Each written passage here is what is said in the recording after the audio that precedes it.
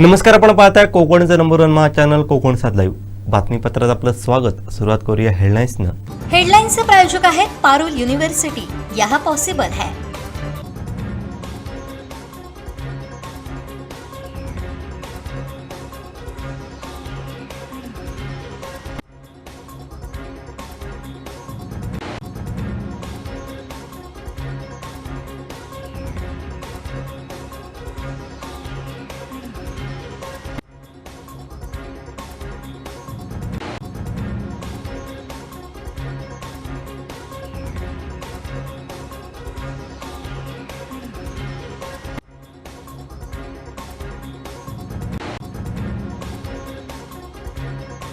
आता पाहूया सविस्तर बातम्या। एसटीच्या प्रश्नाबाबत बैठकीत सार्वजनिक बांधकाम विभागाच्या कारभारावर माजी सभापती जयेंद्र रावराणे यांनी नाराजी व्यक्त केली। एसटी बस सुरू होईल न होईल, किमान येणाऱ्या चाकरमान्यांना चालण्यासाठी तरी रस्ते चांगले बनवा अशी मागणी त्यांनी केली आहे। पाहूयात। तालुक्यातले चाकरमानी मुंबईवर नाही येणार, त्यांना हे गाडी देणार नाही, ते आम्हाला माहितीच आहे। गणपतीकडे त्यांच्या गाड्या जाणार नाही, आम्हाला चांगलं माहिती आहे। पण तुम्ही लोकांना सरळ चालायला ते रस्ता द्या।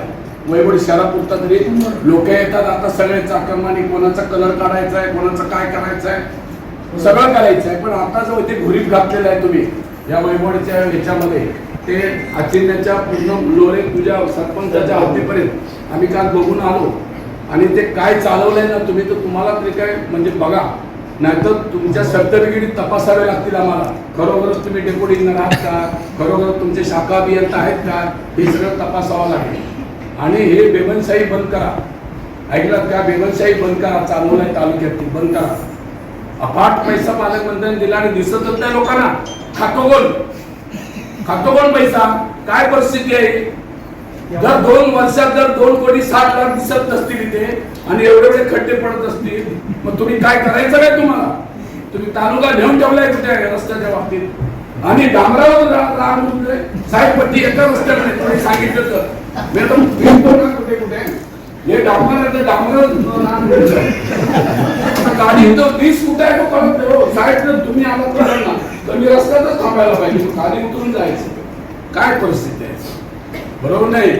आम्ही बी होतो 1, 2, 3, 5 वेळा आम्ही पण रोडबंदी होतो, तुमच्यासारखे पण डेप्युटी होते त्यावेळी। ते तांडे बिंडे बरेचसे लाखो लोकांची आम्ही नावं ऐकली। अतिशय एवढं तुम्हाला पालकमंत्री सक्षम असताना तुम्हाला कसं काय नाव तुम्ही त्या माणसाचं म्हणजे एवढे निधी देऊन 2.5 कोटींची जागा नाममात्र शुल्कात एसटीला उपलब्ध करून देऊन येथे नागरिकांना सुविधा मिळत नाहीत असा आरोप जिल्हा परिषद सदस्य प्रमोद रावराणे यांनी केला आहे। एसटीच्या अधिकाऱ्यांवरती प्रश्नांची त्यांनी सरबत्ती केली आहे। पाहूयात। बंद अवस्थेत आहे, मला त्याच्यात जायचं नाही, ते चालू स्थितीत नाही।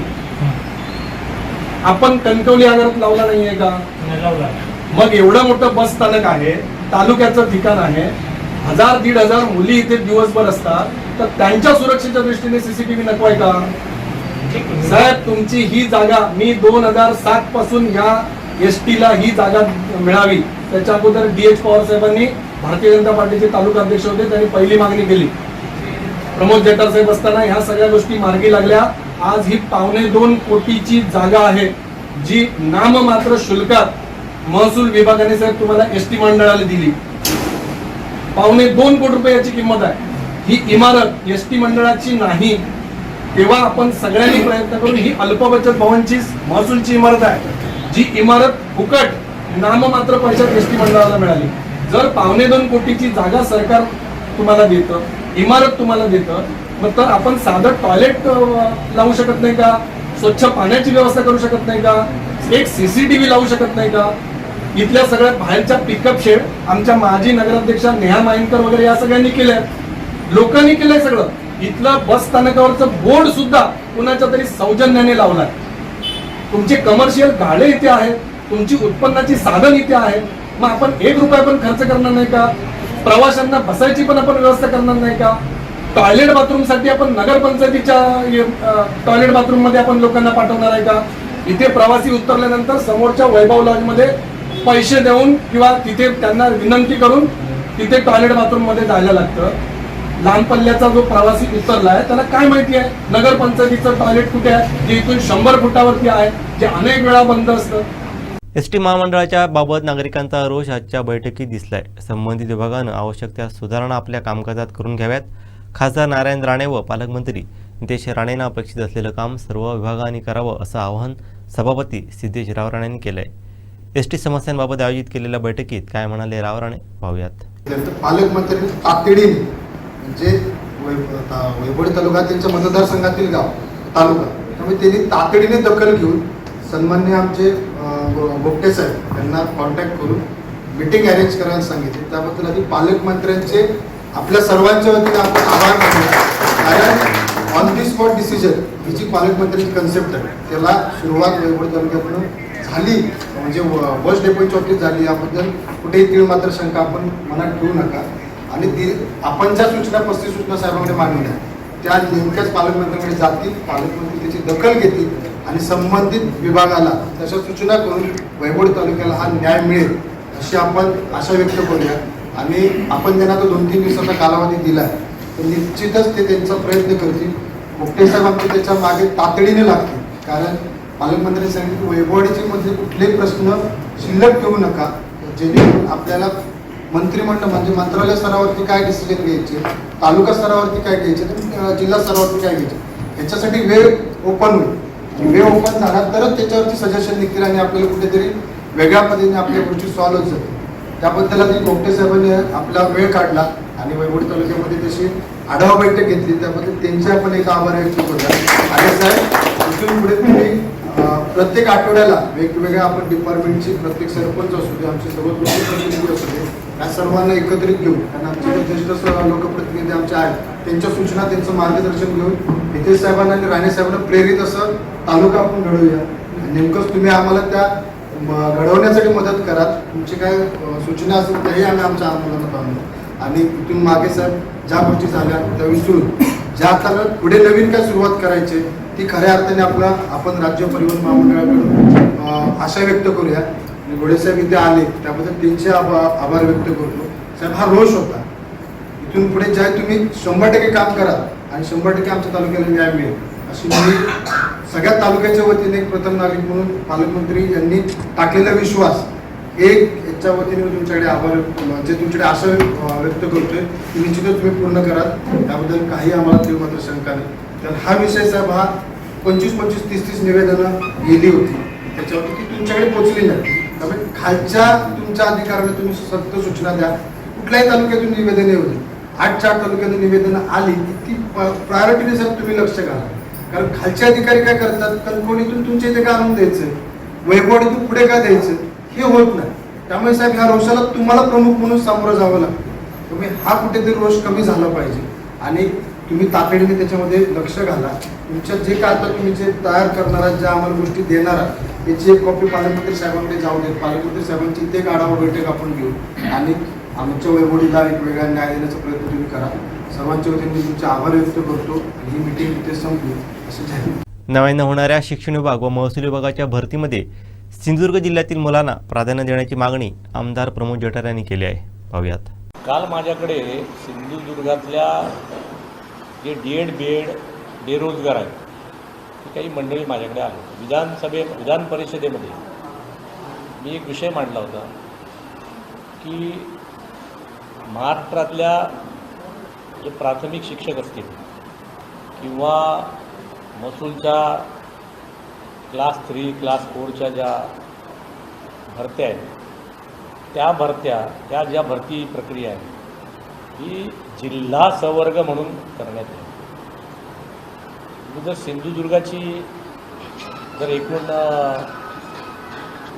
परिस्थिती बघितली तर आता जवळजवळ 250 ते 300 बेरोजगार आता काल माझ्याकडे आले होते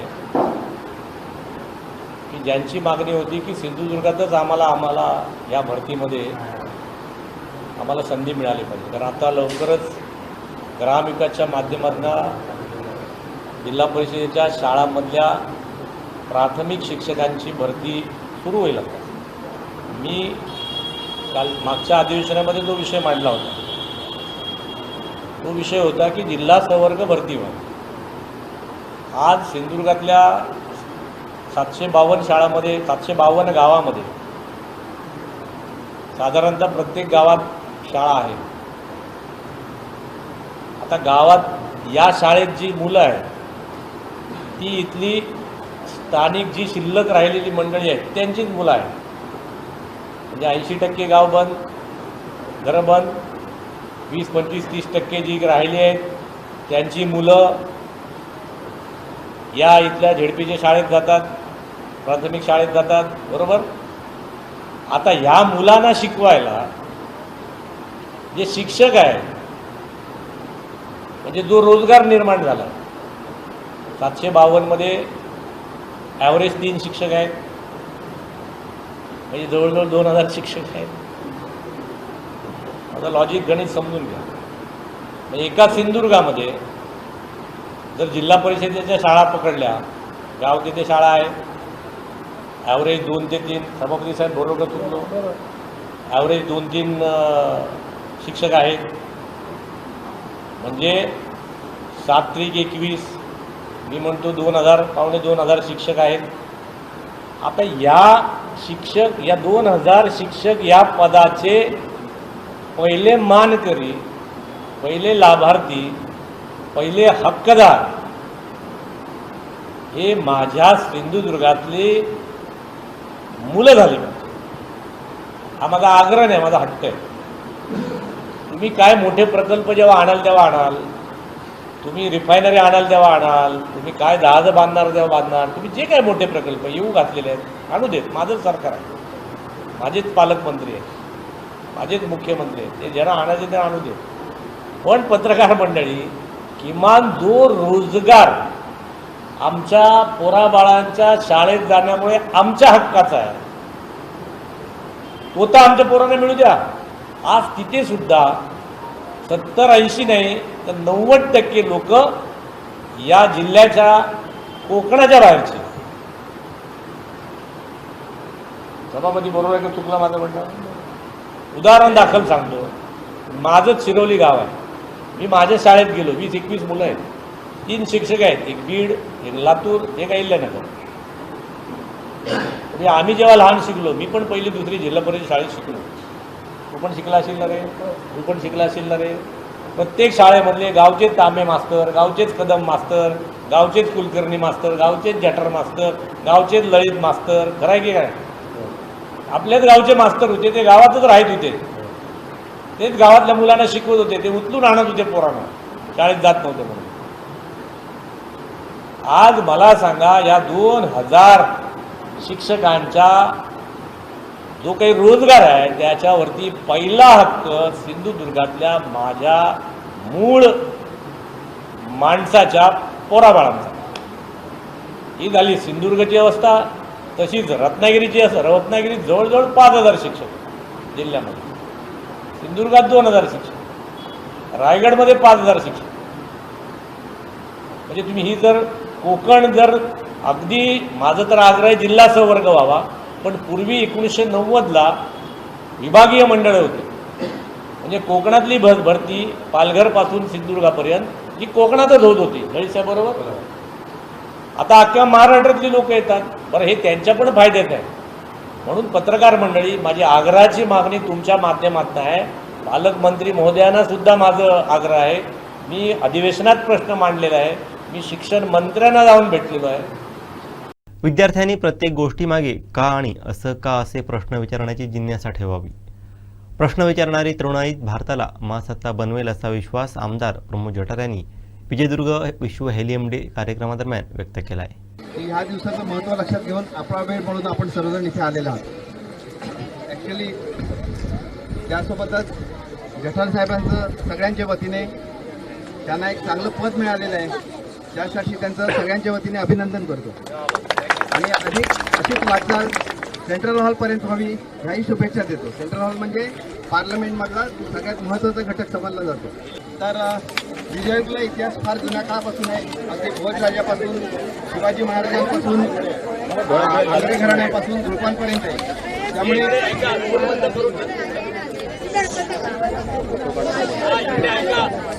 त्यामुळे विजयदुर्गचं नाव जगाच्या पाठीवर इतिहास काळातच गेलेलं आहे. परंतु विज्ञानाच्या काळात आपल्याला ते नाव अजून पुढे न्यायचं आहे. ऑलरेडी हेलियमच्या शोधामुळे ते नाव पुढे गेलेलं आहे. बऱ्याच जणांची मी हेलियम याबाबतीत विस्तृत फार काही बोलत नाही, महत्त्वाचे फक्त पॉईंट सांगतो.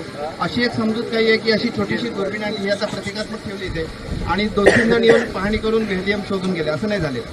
मुळात हेलियमचा शोध 1868ला गुंटूरला लागला आणि तो सुद्धा जॅन्सन म्हणून शास्त्रज्ञ होता, त्यांनी केला, पण त्याला नक्की कळलं नव्हतं हे काय आहे. ते सोडियमच्या जवळचं एक हायड्रोजनच्या जवळचं मूलद्रव्य आहे आणि पृथ्वी तलावर अस्तित्वात आहे की नाही याचा शोध लागला नव्हता. नंतर 1895ला थोडासा ट्रेस लागला की पूर्वी स्पेक्ट्रोस्कोपिक ॲनालिसिस करायचे आणि मूलद्रव्य शोधून काढायचे.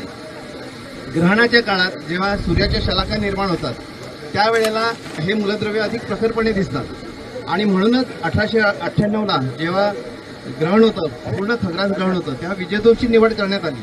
विजयदुर्गलाच का निवड करण्यात आली त्याच्यामागची कारणं महत्त्वाची आहे की ग्रहणाचा जो वाटचाल होती, रस्ता म्हणा किंवा वे म्हणा किंवा त्याचा एकंदर दिसण्याचा ट्रॅक म्हणा, तो विजयदुर्ग किल्ल्यावरून जात होता आणि मॅक्सिमम 52 सेकंदाचा वेळ, एवढा वेळ ग्रहण ऑब्झर्व करणं हे विजयदुर्गला शक्य होतं.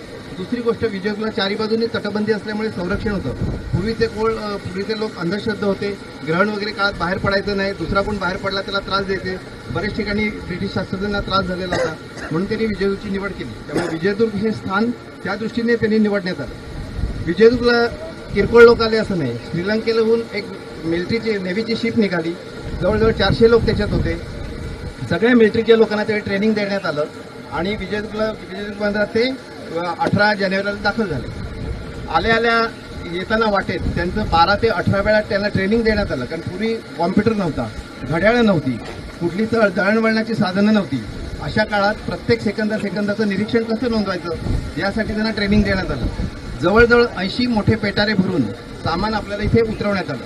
विजयदुर्गची निवड ह्यासाठी करण्यात आली होती की अवजड सामुग्री न्यायला हे सोपं होतं समुद्रमार्गे आणणं. ते पेटारे उतरून वेगवेगळ्या ठिकाणी जागा निश्चित करण्यात आल्या. काही ठिकाणी भिंती बांधून कृत्रिमरित्या फोटोग्राफिक डार्करूम करण्यात आली. काही ठिकाणी फोटोग्राफिक कॅमेरे कृत्रिम दगडाचे बनवण्यात आले. रत्नागिरी त्यावेळी जिल्हा होता, रत्नागिरीहून BNCची लोकं सगळी इथे आलेली होती. जवळजवळ 600 मजूर इथे काम करत होते.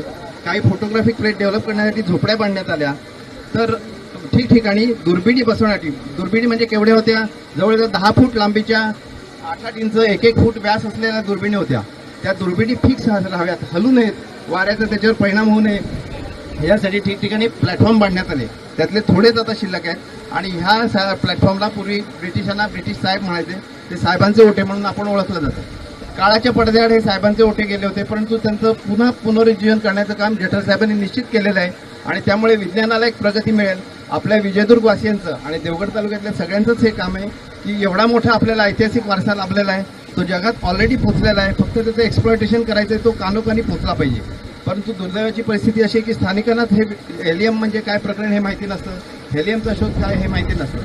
तर सर्वांनी त्याची माहिती करून घ्यावी आणि आपल्याला जसा ऐतिहासिक वारसा आहे तसा वैज्ञानिक वारसा पण आहे आणि तो वारसा नाही आहे, ही वैज्ञानिक जे ठिकाण आहे ते पुढेपर्यंत आपल्याला न्यायचं आहे आणि त्याचा पुरेपूर टुरिझम पॉईंट ऑफ व्ह्यू किंवा इतर दृष्टीने आपल्याला त्याचा वापर करून घ्यायचा आहे. या निमित्ताने मी 1-2-3 गोष्टी साहेबांना विनंती करतो की आपला जो म्युझियमचा प्रोजेक्ट चालू आहे, एक सेंटर, म्युझियम म्हणण्यापेक्षा ते एक सेंटर आहे, कल्चरल सेंटर आहे, या ठिकाणी म्युझियम असेल त्याची माहिती साहेब देतील.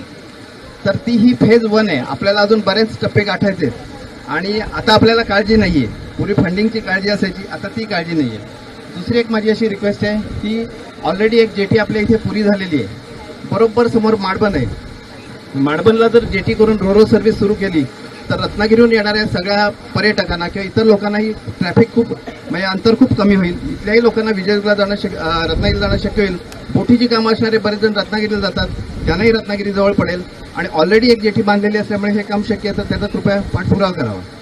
तिसरी एक रिक्वेस्ट अशी आहे की ती सगळ्यांनाच आहे की आपण हे पवित्र ठिकाणी आलेलो आहे. विजयदुर्ग किल्ल्यावर ज्या लोकांचं साम्राज्य होतं, जी पराक्रमी मंडळी होऊन गेली, त्यांच्या पुढे राहायची आपली पात्रता नाही आहे. आता हे बोलणं कोणाला तरी खटकेल. त्यामुळे ह्या किल्ल्याचं पावित्र्य जपण्यासाठी कृपा करून कचरा कुठे टाकू नका किंवा गावातही कुठे प्लास्टिकच्या पिशव्या किंवा कचरा टाकू नका. त्यांनी आपला सिव्हिक सेन्स नाही हे लोकांच्या लक्षात येतं आणि कोण टाकत असेल तर त्याला त्याच्यापासून परावृत्त करा. शेवटची माझी महत्त्वाची विनंती अशी आहे की नासा जे केंद्र आहे अमेरिकेचं मोठं स्पेस स्टेशन, त्याच्या बाजूला एक वस्ती आहे. त्या वस्तीला त्यांनी स्कायलॅब म्हणून नाव दिले, पूर्वीचं जुना सॅटेलाईट, पहिलं सॅटेलाईट. आपल्याला अहमदाबादला इस्रोचं सेंटर आहे मोठं, इस्रोच्या शेजारी कॉलनी आहे, त्याला सॅटेलाईट कॉलनी म्हणून ओळखलं जातं.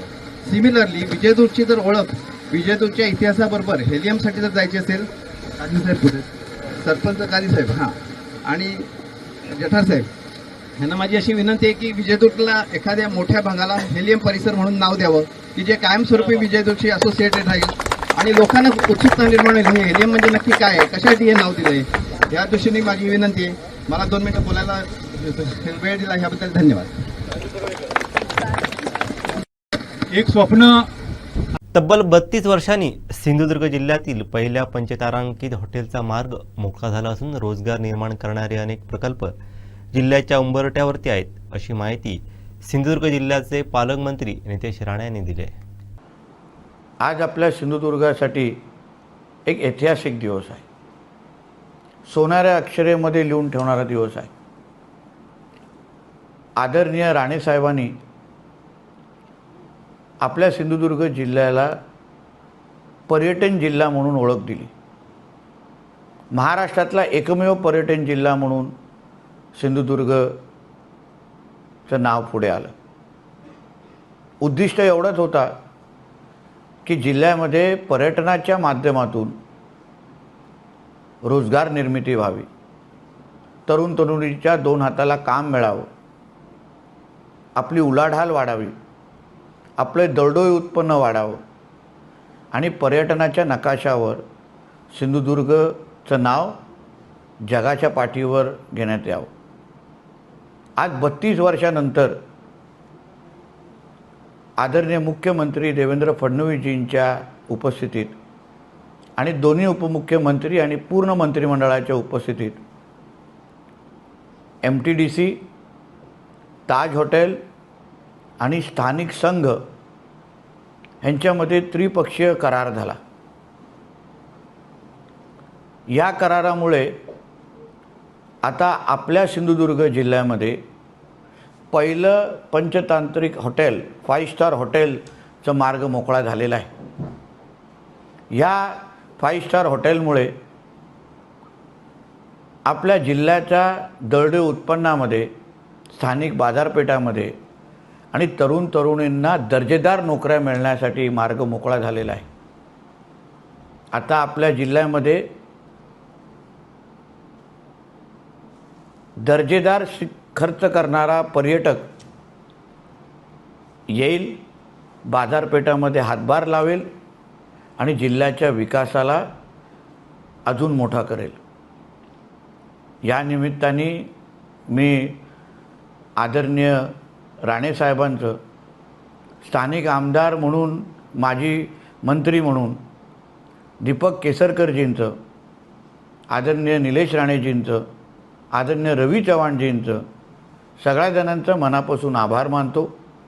त्याचबरोबर आमच्या जिल्हाधिकारी मॅडम असो, त्यांची पूर्ण महसूलची टीम असो, MTDCचे सगळे ज्येष्ठ अधिकारी असो, त्याचबरोबर पर्यटन मंत्री आदरणीय शंभूराजे देसाईजी असो, आणि सर्वात महत्त्वाचं म्हणजे स्थानिक जे संघ आहे, नागरिकांचा जो संघ आहे, त्यांनी जे अतिशय सकारात्मक भूमिका घेतली, जे सहकार्य केलं, त्यामुळे आज आपल्या जिल्ह्यासाठी विकासाचे दरवाजे उघडे झालेले आहेत.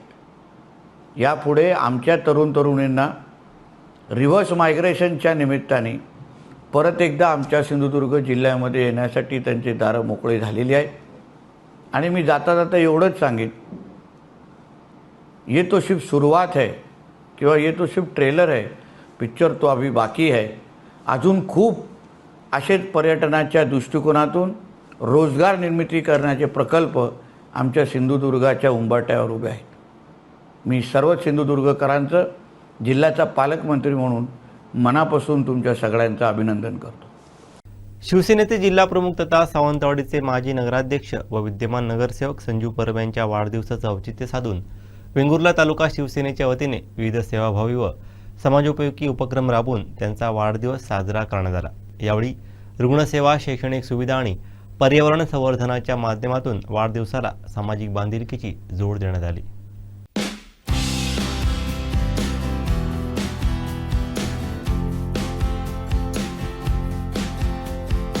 शिवसेनेचे 80% समाजकारण आणि 20% राजकारण या मूळ विचारधारेनुसार वाढदिवसाच्या निमित्तानं तालुक्यात विविध उपक्रम घेण्यात आले. वेंगुर्ला येथील उपजिल्हा रुग्णालयात रुग्णांना फळांचं वाटप करण्यात आलं.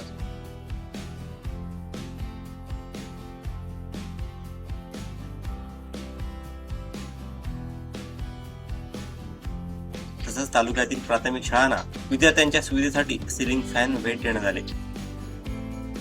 विविध शाळांमध्ये वृक्ष वाटप करून पर्यावरण संवर्धनाचा संदेशही देण्यात आला.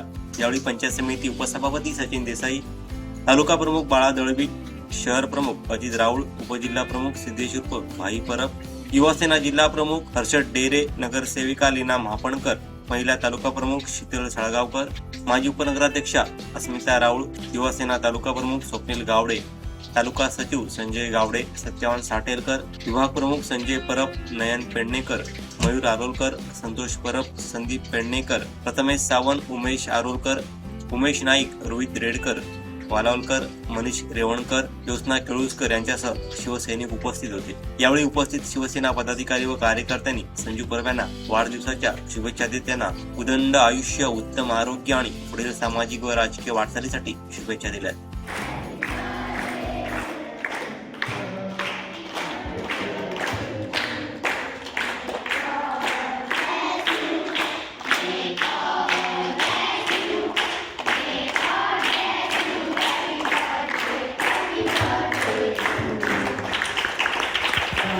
शिवसेना पक्षाचे सन्मान्य जिल्हा प्रमुख आपले सच्चिदानंद उर्फ संजूभाई परब यांच्या वाढदिवसाच्या निमित्ताने आज वेंगुर्ला तालुक्यामध्ये समाजोपयोगी कार्यक्रमाचं आयोजन आमचे तालुक्याचे तालुका प्रमुख सन्मान्य बाळा दळवी साहेब, सचिनजी वालालकर, आमचे शहर प्रमुख अजित राऊळ यांच्या सर्वांच्या नेतृत्वाखाली आपण हा कार्यक्रम इथं आयोजन केलेला आहे. आज सकाळीच आम्ही उपजिल्हा रुग्णालयामध्ये रुग्णांना फळं वाटपाचा कार्यक्रम झाला. त्यानंतर आता प्रत्येक शाळेमध्ये एक सिलिंग फॅन देऊन आपण तो म्हणजे सामाजिक बांधिलकी कुठेतरी जपली पाहिजे. आणि वाढदिवस आपल्या नेत्यांचे किंवा कार्यकर्त्यांचा वाढदिवस जेव्हा साजरा करतो त्यावेळेला कुठेतरी समाजाचं हित जपलं पाहिजे. या दृष्टीने आपण हे असे कार्यक्रम या निमित्ताने आयोजन करतो. आरोग्य शिबिर असेल, सन्मान्य दीपकबाईंच्या वाढदिवसानिमित्त महाआरोग्य शिबिर आपण आयोजित केलं होतं. म्हणजे असे समाजाचे उपयोगी असे कार्यक्रम शिवसेना पक्षाच्या वतीने वेळोवेळी घेतले जातात आणि ते यशस्वीपणे राबवले पण जातात. या निमित्ताने मी मनापासून संजूबाईंना वाढदिवसाच्या शुभेच्छा देतो. भावी वाटचालीसाठीच पण शुभेच्छा देतो आणि उत्तरोत्तर त्यांची प्रगती अशीच होत राहो. त्यांना परमेश्वराने दीर्घ आयुष्य, उत्तम आरोग्य देवो एवढं या निमित्ताने प्रार्थना करतो. आज या ठिकाणी शिवसेनेचे जिल्हा प्रमुख आणि सावंतवाडीचे नगरसेवक सन्माननीय संजू परब यांचा वाढदिवस आहे. शिवसेनेचं जे मूळ ब्रीदवाक्य आहे 80% समाजकारण आणि 20% राजकारण, त्याप्रमाणे आज जो वाढदिवस हे निमित्त आहे त्या निमित्ताने आज रुग्णांची सेवा असेल, विद्यार्थ्यांची सेवा असेल, शाळांची सेवा असेल, असे सेवाभावी जे काय उपक्रम आहेत ते आज शिवसेनेच्या वेंगुर्ला तालुका शिवसेनेच्या वतीने आपण या ठिकाणी राबवलेले आहेत. त्यासाठी आम्हाला आमचे जिल्हा समन्वयक सचिन वालालकर असतील, उपसभापती सन्माननीय आमचे देसाई साहेब आहेत, जिल्हा प्रमुख युवासेने जिल्हा प्रमुख अजित राऊळ, सगळे आमचे पदाधिकारी, नगरसेविका या ठिकाणी उपस्थित राहिले आहेत. आणि यापुढे इथून पुढे शिवसेनेच्या माध्यमातून कुणाचे वाढदिवस असू देत किंवा अदर काही कार्यक्रम असू ते लोकांपर्यंत जाऊन लोकांची सेवा कशी करता येईल, लोकांना शैक्षणिक साहित्य असेल, आरोग्यविषयक काही गोष्टी असतील, या बाबतीतले कार्यक्रम करून आम्ही जास्तीत जास्त पक्षाचा विस्तार करू आणि लोकांची सेवा या माध्यमातून करू. संजू परब यांना मी आमच्या सर्व शिवसेना तालुक्याच्या वतीने, सर्व परिवार तालुका शिवसेना परिवाराच्या वतीने खूप खूप शुभेच्छा देतो. त्यांना उदंड आयुष्य लाभो आणि त्यांच्या हातून सुद्धा अशीच उत्तरोत्तर चांगली सेवा हो अशी मी त्यांना शुभेच्छा देतो आणि थांबतो. मुंबई गोवा राष्ट्रीय महामार्गावरील ओसरगाव येथील टोल नाका 17 ऑगस्टला सुरू करण्यात येणार असल्याचं भारतीय राष्ट्रीय महामार्ग प्राधिकरणाकडून जाहीर करण्यात आलं होतं. मात्र सोमवारी हा टोल नाका सुरू झाला नाही. पाहूयात.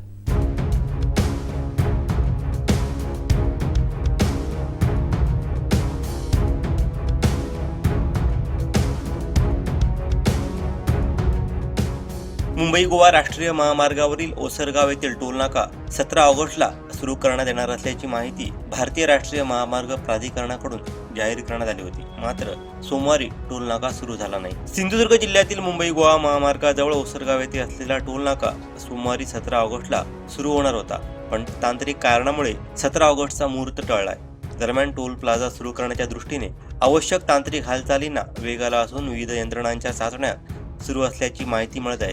टोल प्लाझावरील सीसीटीव्ही कॅमेरे, बूम बॅरियर, सर्व्हर, वाहन ओळख प्रणाली तसंच इतर तांत्रिक यंत्रणांची तपासणी करण्यात येत आहे. त्यामुळे येत्या काही दिवसात टोल नाका कार्यान्वित होण्याची शक्यता व्यक्त केली जात आहे. दरम्यान जिल्ह्याचे पालकमंत्री नितेश राणे यांनी जिल्ह्यातील स्थानिक वाहनांना टोल माफी देण्यात येईल अशी घोषणा यापूर्वीच केली आहे. त्यामुळे स्थानिक वाहनधारकांना मोठा दिलासा मिळण्याची अपेक्षा आहे.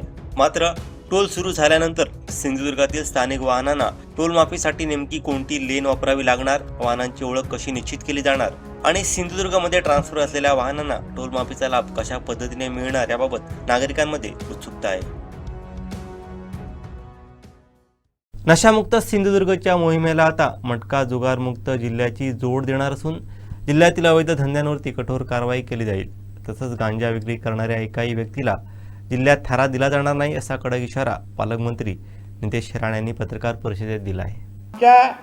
सिंधुदुर्गाचे पोलीस अधीक्षक मोहन दहीकरजी आणि माझ्या पूर्ण पोलीस खात्याचं मनापासून अभिनंदन करणार आहे. का ज्या पद्धतीने मटका जुगार दारू धंदे अवैध जे काय दारू त्या बाबतीमध्ये आमच्या पोलीस खात्याने आमच्या पोलीस अधीक्षक मोहन दहीकरजी आणि ॲडिशनल SP साटम मॅडम ह्या सगळ्यांच्या नेतृत्वात मी बोलत नाही सगळं संपलेलं आहे आपण नाहीये, मी तसा क्लेम पण करत नाही. काही चुका आजही होत आहेत, काही त्याच्यामध्ये त्रुटी आहेत, काही लोक नजर चुकीने राहून जात आहेत, काही लोक आमच्या खात्यामधल्या काही लोकांच्या सहकार्यामुळे राहून जात आहेत.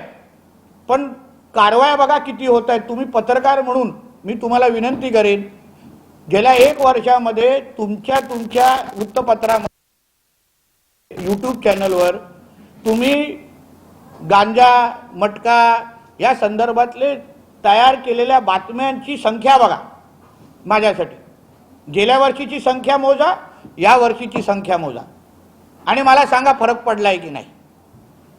गेल्या वर्षी तुम्ही 5 बातम्या करत होता, आज बघा 50 किंवा 20 ते 25 किंवा बातम्या ह्या संदर्भात तुम्ही. हे जरा बंद करा जरा प्लीज. किमान ह्याच्या संदर्भात तुम्ही तयार करताय. हा फरक आहे. हा कारवाई होत आहेत. आता चांगल्याला चांगलं म्हणलंच पाहिजे, आमच्या पोलीस खात्याला प्रोत्साहन दिलंच पाहिजे. त्याच्यामध्ये ज्या काही सुधार करायचे आहेत निश्चित पद्धतीने आम्ही करण्यासाठी आमची मानसिकता आहे. आमचा सिंधुदुर्ग जिल्हा जसं काल आम्ही शपथ घेतली नशामुक्त सिंधुदुर्ग, मटका जुगार आम्ही करून दाखवणारच. जसा देश पातळीवर नक्षलमुक्त भारत, महाराष्ट्रामध्ये देवेंद्र फडणवीसजींच्या नेतृत्वात नक्षलमुक्त महाराष्ट्र, तसं माझा सिंधुदुर्ग जिल्हा हा नशामुक्त करण्यासाठी जी ताकद लावायला लागेल, जे टोकाचे निर्णय घ्यायला लागतील, आमचे पोलीस अधीक्षक SP आणि त्यांची पूर्ण आमची पोलिसांची टीम आम्ही घेण्याच्या दृष्टिकोनातून आम्ही कटिबद्ध आहोत, तयार आहोत. सगळ्या पद्धतीची ताकद आम्ही सगळेजण एक दुसऱ्याच्या संपर्कात असतो, एक दुसऱ्याला साथ देत असतो. म्हणून आमच्या सिंधुदुर्ग जिल्ह्याची प्रतिमा, मी परत प्रतिमेवर येतो आहे, रेप्युटेशन इमेज ही फार गरजेचं असतं कुठल्याही गुंतवणूकदारांना आपल्याकडे येण्यासाठी. त्यावर आपण सगळ्या जणांनी आम्हाला साथ द्यावी. चुकलो तर निश्चित पद्धतीने कान टोचताही त्याच्या बाबतीमध्ये मला काही त्याच्याबद्दल बिलकुल तक्रार नाही. कणकवलीमध्ये 11 तारखेला एक कारवाई झाली होती जुगारावरती. आता त्याची व्हिडिओ व्हायरल आणि जागा बदलली व्हिडिओ. मी ती एकाला सोडण्यात आलेला आहे आणि एक व्हिडिओ हॉटेलच्या आतमध्ये आहे आणि कारवाई करण्याचे व्हिडिओ हॉटेलच्या बाहेर आहे. बरोबर आहे ना. मला तो आवडता विषय आहे. मी असताना कोण सुटणार नाही, कुठेही पळून देतो. त्याच दिवशी मी आमच्या SP साहेबांना त्या बाबतीची माहिती दिली. लवकरच जुगार तो एक पण सुटणार नाही आणि जे अधिकारी त्याला मदत करत होते त्यांना पण त्यांच्यावर पण कारवाई होणार. आम्ही दोघंही अतिशय स्पष्ट भूमिकेचे आहोत की ह्या गोष्टीवर तडजोड नाही, तडजोड बिलकुल नाही. वशिलेबाजी ह्या बाबतीमध्ये चालणार नाही. म्हणून जे हे मस्ती करतायत ना सगळ्यांवर कारवाई. कोण सुटत नाही, कोण सुटत नाही. तर त्या अनुषंगाने एकच विषय आहे की गांजाचे मुलं, आता काल अल्पवयीन मुलाकडे गांजा सापडला कणकोलीमध्ये 1.5-2 किलो होता. अशा कारवाई केल्या, खूप केल्या, पण त्यांच्यापर्यंत गांजा येतो कुठून, त्याचे रॅकेट काय आहे, कदाचित सापडलं असेल तर साहेब तुम्ही सांगत नाही, हे निश्चित आहे. आपल्या 2 गोष्टी लक्षात घ्यावं लागेल. प्रत्येक वेळेला असं म्हणून चालत नाही. आता कुठून येतो हे सगळं असतंच. आता कुठून येतो त्याचे आपल्या पुढच्या लिंक चालूच असतात, तपासाच्या इनिशियल स्टेजमध्ये काहीही सांगितलं जातं. तो तपास इफेक्ट होतो त्याला. आत्ताच परवाचा घडलेला आहे, ते मला इथे बोलणं योग्य नाही. बरोबर, त्याचा पुढचा आणि मागचा दोन्हीकडे आम्ही तपास करतोय. पुढे जात आहेत. एकदमच उशीर होईल ना, फक्त तुम्ही माझ्यावर चला, मी पकडून देतो. एकदमच उशीर झाला मग पालकमंत्री नोंद जातो त्याच्यात, असं आहे. आणि तुम्हाला माहिती आहे, आपण आपला कार्यक्रम सगळं तयार आहे. मला नावं माहिती आहेत, फक्त हे तिथपर्यंत पोचतायत का मी बघतोय. नाही पोचलं तर पालकमंत्री हातात घेणार, असं आहे ते. तुम्ही चिंता करून, मी कारकिर्दीमध्ये ना तुम्हाला सांगतो, आम्हाला साहेब, मोठे साहेबांचा हा फार आमच्या जिव्हाळ्याचा विषय आहे.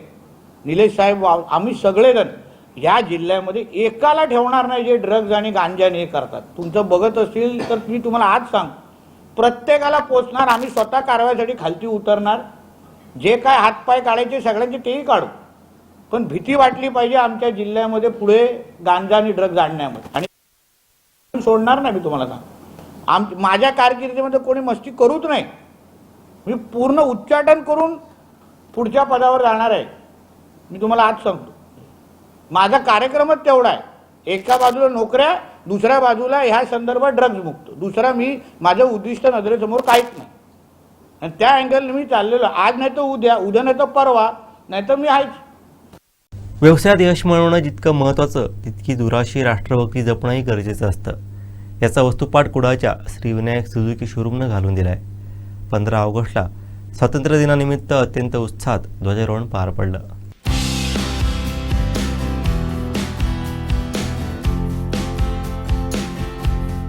कुडाळ येथील प्रसिद्ध श्री विनायक सुझुकी शोरूममध्ये स्वातंत्र्य दिन मोठ्या उत्साहात आणि देशभक्तिमय वातावरणात साजरा करण्यात आला.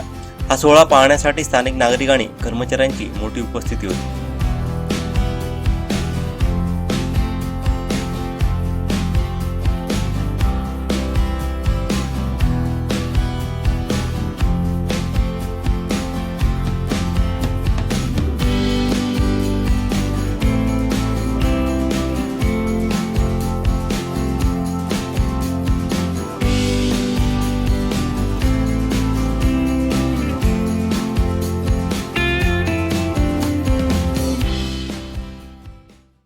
देवगड तालुक्यातील चाफेड गावचे सरपंच साहिल पांचाळ यांच्या गणपती चित्रशाळेत गणेश मूर्ती बनवण्याची आणि रंगकामाची लगबग सुरू झाली आहे. गणेश चतुर्थीला अवघे काही दिवस शिल्लक राहिल्यानं चित्रशाळांमध्ये मूर्तींना आकर्षक रंग देण्याचं काम वेगानं सुरू आहे. विविध आकारांच्या गणेश मूर्तींना अंतिम रूप देण्यासाठी कारागीर दिवसरात्र मेहनत घेत आहेत.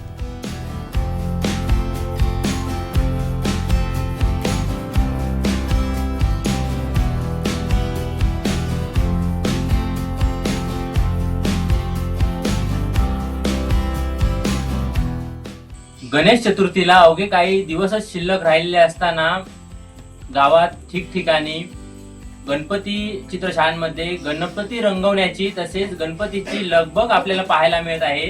आपण आता आलो आहोत चाफेड येथील साहिल पांचाळ यांच्या श्री गणेश चित्रशाळेत. या ठिकाणी आपण त्यांच्याकडून जाणून घेणार आहोत की कशा प्रकारे या ठिकाणी जी आहे ती कामाची लगबग सुरू आहे.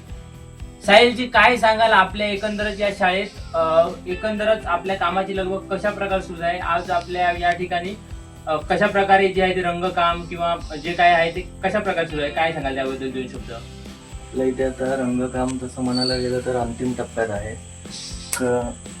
80 ते 70% काम आपल्याकडे पूर्ण झालेलं आहे. त्याचबरोबर आज आपल्या या चित्रशाळेत एकंदरच किती गणपती असतात, ज्या गणपतींचे आपण या ठिकाणी काम करता? किती एकंदर गणपती असतात? आपल्याकडे 125 ते साधारणपणे 150 पर्यंत गणपती असतात आणि त्यातले 80% गणपती आपल्याकडे प्लास्टरचे असतात आणि उर्वरित 24% शाडू मातीचे गणपती असतात. त्याचबरोबर ह्या शाळेत आपल्या या गणपती चित्रशाळेत कुठून मागणी असते गणपतीला, आपण काय सांगाल? आमच्या या चित्रशाळेतून गणपती गोवा तसेच कोल्हापूर, इकडे सिंधुदुर्ग जिल्ह्यात सर्वत्र म्हणजे जसे कोल्हापूरला सावंतवाडी या साईडला पण जातात. त्याचबरोबर आपल्या या चित्रशाळेला एकंदर किती वर्ष झाली आहेत? पूर्वापार आहे, किती वर्ष झाली आपल्या या चित्रशाळेला, काय सांगा? साधारणपणे या चित्रशाळेची सुरुवात माझ्या वडिलांनी केली आणि मला वाटतं एक 25-26 वर्ष आपल्या चित्रशाळेला झाली. नक्कीच या ठिकाणी आपली जी चित्रशाळा आहे, तुम्हाला असं कुठे वाटलं की बाबा मी आज एवढा शिकलो आहे, आज तुमचं शिक्षण पाहता तुम्ही ग्रॅज्युएट आहात आणि त्यानंतर तुम्हाला कुठेतरी मुंबईला जाण्याचा संधी मिळाली होती किंवा बाबा एखादी या चित्रशाळेत आपण न राहता मुंबईला नोकरी कामानिमित्त जावं, असं नाही वाटलं काय सांगाल त्याबद्दल? सर्वांना वाटतंच, एक आपण कॉलेजमधून जेव्हा पासआउट होतो त्यानंतर सर्वच तरुण मित्रांना वाटतं, पण त्यानंतर जेव्हा जबाबदारी पडते तेव्हा परत गावीच यावं लागतं.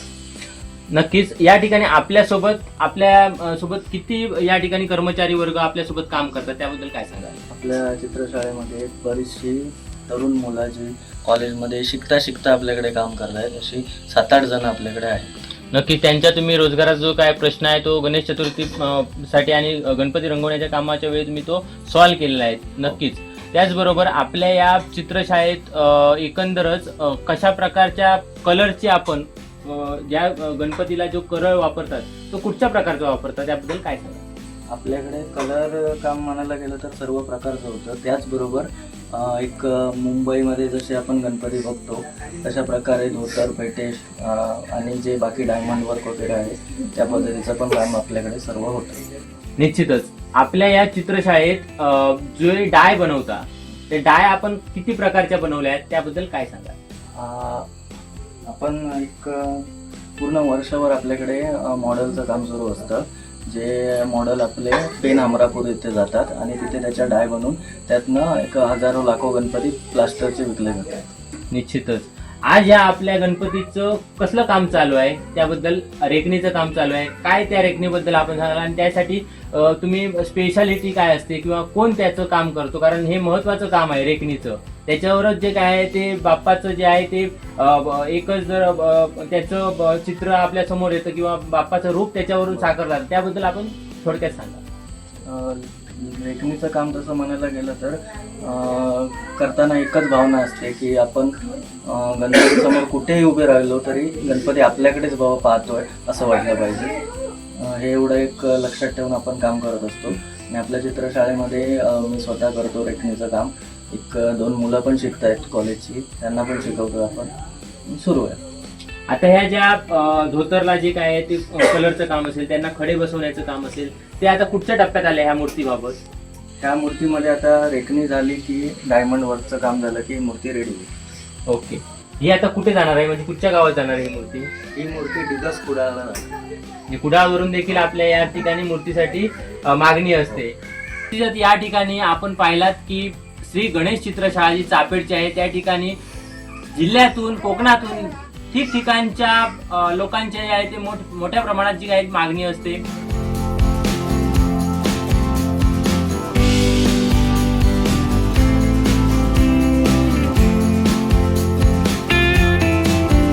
आपण आता आहोत श्री गणेश चित्रशाळेत चापेड येथील साहिल पांचाळ हे जे गावचे सरपंच आहेत त्यांची चित्रशाळा आहे.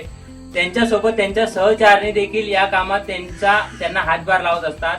त्या आता आपल्या सोबत आहे. काय सांगाल एकंदरच आपण या चित्रशाळेत कशा प्रकारे यांच्या कामात हातभार लावता, काय सांगाल? सर्वप्रथम तर सकाळी उठल्यावर पहिलं काम असतं म्हणजे पूर्ण कारखाना साफसफाई करणं. म्हणजे साफ असली की कसं जेव्हा सगळेजण कामाला बसतात तेव्हा त्यांना कसं प्रसन्न वाटतं, छान वाटतं. जिथे म्हणजे साफ असलं की काम करायला पण तो उत्साह वाढतो त्यांचा. निश्चित आज आपण एवढं शिक्षण घेऊन देखील आज या चित्रशाळेत तुम्ही स्वतःहून मेहनत घेऊन काम करता. कुठे असं वाटलं नाही की बाबा मुंबईला जाऊन जॉब करावा किंवा काय करावं? या चित्रशाळेत आपल्याला जी कला आपण जोपासताय त्याबद्दल काय सांगाल? कधीच असं वाटलं नाही की किंवा असं म्हणजे बाहेर जाऊन कुठेतरी जॉब करावं, कारण का ह्याच्यात खूप मजा येते काम करायला, उत्साह वाटतो काम करायला. निश्चितच आज आपल्या या चित्रशाळेत ठिकठिकाणी सिंधुदुर्गातून, कोकणातून वेगवेगळ्या ठिकाणी मागणी असते. काय काम करताना आपल्याला तो आनंद तुम्ही कशा शब्दात सांगाल? आनंद म्हणजे सर्वांचा गणपती आहे तो आपला समजूनच आम्ही सर्व गणपतींना सजवतो. छान पेंटिंग म्हणा, ड्रेपरी वर्क किंवा डायमंड वर्क हे आपलं समजूनच पूर्ण गणपतीला सजवतो. तुम्ही ह्या चित्रशाळेत रंगकामाचं काम करता, कुठचं असं काय काम करता जे गणपतीसाठी असेल? काम म्हटलं तर मी फिनिशिंग पण करते मातीच्या गणपतींची, ड्रेपरी वर्क पण करते, डायमंड वर्क सुद्धा करते आणि आताच मी लिखाईसुद्धा शिकते. माझे मिस्टर मला लिखाई आता शिकवत आहेत, आता नक्कीच शिकेन. निश्चितच आपण पाहिलात ज्या साहिल पांचाळ यांच्या या चित्रशाळेत त्यांची सहचारिणी देखील त्यांना कामात खूप मदत करत असते. कोकण 7 लाईव्हसाठी नागेश दुखंडे, देवगड. वैभववाडी पंचायत समितीच्या सभागृहात आयोजित एसटी समस्यांबाबत बैठकीत माजी जिल्हा परिषद सभापती जयेंद्र रावराणे सार्वजनिक बांधकाम विभागावरती संतापले. रस्त्यांवरील खड्ड्यावरून त्यांनी बांधकामच्या अधिकाऱ्यांना चांगलंच धारेवर धरलं. नेमकं काय म्हणाले पाहूयात. हा तालुका पालकमंत्र्यांचा तालुका आहे. तुम्ही जे काय हे करताना एवढे चिऱ्याचे दगड रस्त्यात मध्येच ठेवले आणि कसं आता आताच्या सरपंचांच्या डोळ्याचा प्रश्न मांडला. तुमचा कोणी माणूस तिथे नाही, तुम्ही निदान हात मारलं तर हो तरी म्हणताय म्हणून मी एवढं सौम्यमध्ये बोलतो. ह्याच्यासारखे असते ना तर तुम्हाला मी आता ह्याच्या समोर दोन ते खड्डे दाखवले असते. ऐकलं नाही का? ते काय परिस्थिती आहे, ते स्टँडवरनं गाडी बाहेर पडते वैभवडीच्या, तिथे काय सारवलेलं आहे ते तुम्ही काय सारवलं काय? बस सारवलं ते सारवलं. लेवल असायला पाहिजे की काय? खड्डे भरले म्हणजे 30 लाख रुपये पालकमंत्र्यांनी दिले. 30 लाख आता दिलेत. आता त्या 2,60,00,000चा वाटोळा झालेला ते झालेलाच आहे, पण आता 30 लाख रुपये गणपतीसाठी दिले खड्डे भरण्यासाठी आता. आणि ही जवळजवळ 15 दिवस सगळे कडक गुन्ह्याने गेले. असा घट्ट जर सिमेंट आणून सगळे अधिकारी उभे राहून एक तर्फा इकडे एसट्या सोडायच्या आणि इकडच्या भरायच्या, इकडचा बी भरला मधनं गाड्या सगळ्याच गेल्या आणि गाड्या जाऊ नये म्हणून तटबंदी केली. एवढे दगड ठेवले. 3 लोक त्याच्यामध्ये तोंडावर पडली, एक बाई पडली, तिला उचलून आम्ही डॉक्टरकडे आणले. आता आम्ही का म्हणजे निवड जोशी ते डेपुटी जरासं मला ऐकायला मिळून म्हणतात राहू दे, जोशी असतात म्हणतात काहीतरी काम क्लिअर असतात असले धंदे पण काय होतं. आम्हाला बोलण्याचं सुद्धा पालकमंत्र्यांमुळे बंधन येतात.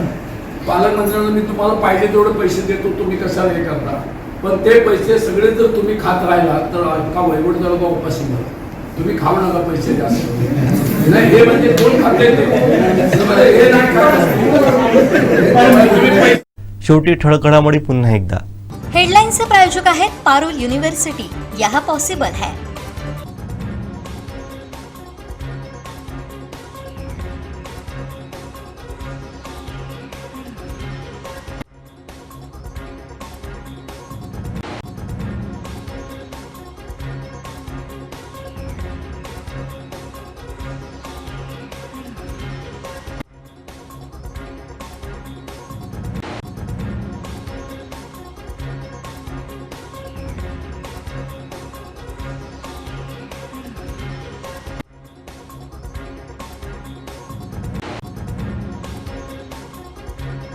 बातमीपत्रात वेळ झाली ते थांबण्याची. पाहत राहा बदलत्या कोकणचा बुलंद आवाज. कोकणचं नंबर 1 महा चॅनल कोकण 7 लाईव्ह. धन्यवाद.